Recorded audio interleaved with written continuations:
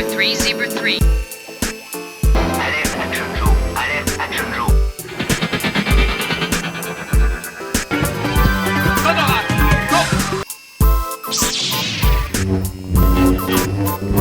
I'll be back.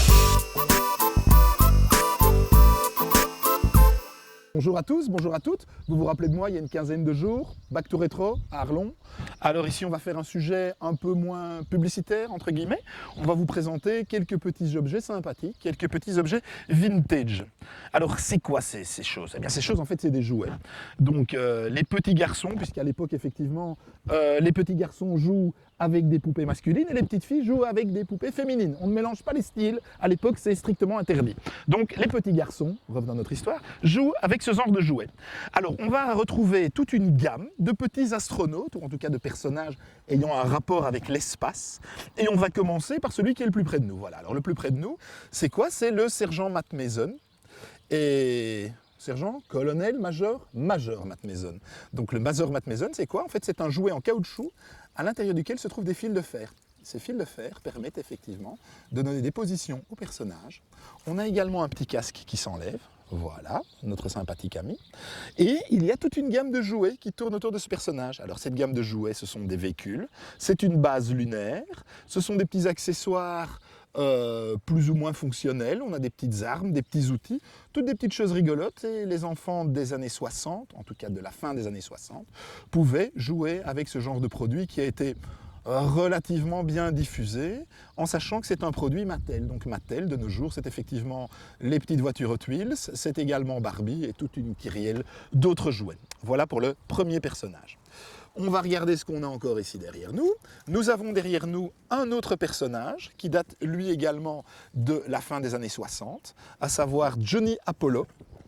Alors nous avons sa boîte d'origine ici, le Movable Spaceman by Marx. C'est donc une gamme de personnages articulés, je vais déposer le carton, une gamme de personnages articulés, on voit ici la jambe est articulée, le bras est articulé, et là aussi ce petit personnage a tout son petit matériel pour aller à la conquête de l'espace. Dans la boîte nous avons encore plein d'accessoires pour complémenter le modèle de base.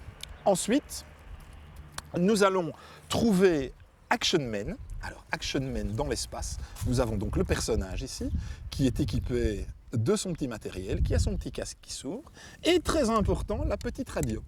Petite radio qui était fonctionnelle à l'époque, et dans laquelle on retrouvait un ingénieux mécanisme avec des petits disques qui permettaient effectivement d'entendre des sons qui avaient été enregistrés lors des missions Apollo. Alors, je peux vous dire que ce genre de choses est relativement rare, relativement dur à trouver, et il faut surtout savoir que trouver une radio fonctionnelle, c'est loin d'être évident. Ensuite, pour terminer, nous avons ici l'homme qui valait 3 milliards. Alors, on voit sur la manche, il n'est pas écrit 3 milliards. Ben non, bien entendu, pourquoi? C'est une série américaine. Donc, il avait une contre-valeur en dollars pour le marché américain et une contre-valeur en francs pour le marché européen. Comme quoi, il faut toujours s'adapter. On a de la chance, depuis que l'euro existe, on n'a plus de problème au niveau d'échanges intra-européens. Alors, ce personnage, oui, finalement, c'est un homme qui est doué, pas de super pouvoir, mais auquel on a rajouté quelques bras et jambes qui sont maintenant bioniques, donc moitié mécanique, moitié biologique, et qui lui permet d'être très compétitif à la course, en soulevant des poids et ce genre de choses. Alors il faut savoir que ce personnage, en tout cas dans la série, a été réparé suite à un accident. Alors quel était l'accident? Eh ben, je vous le donne en mille. Ce type en fait au départ est astronaute et c'est suite à une mission spatiale qui ne fonctionne pas bien, qui ne se passe pas comme elle doit, qu'il est amené à être réparé. Alors nous avons effectivement ici la fusée de Steve Austin dans sa fusée. Voilà, ben, je pense que ce sera tout pour cette fois-ci les amis, et je vous propose de me retrouver dans 15 jours pour un autre sujet vintage et rétro. Et alors, on n'oublie pas, bien entendu, Arlon, en Belgique, les 8 et 9 septembre 2018, Back to Retro, Mission 4, Space Adventure. Pourquoi? L'espace, l'espace, toujours l'espace.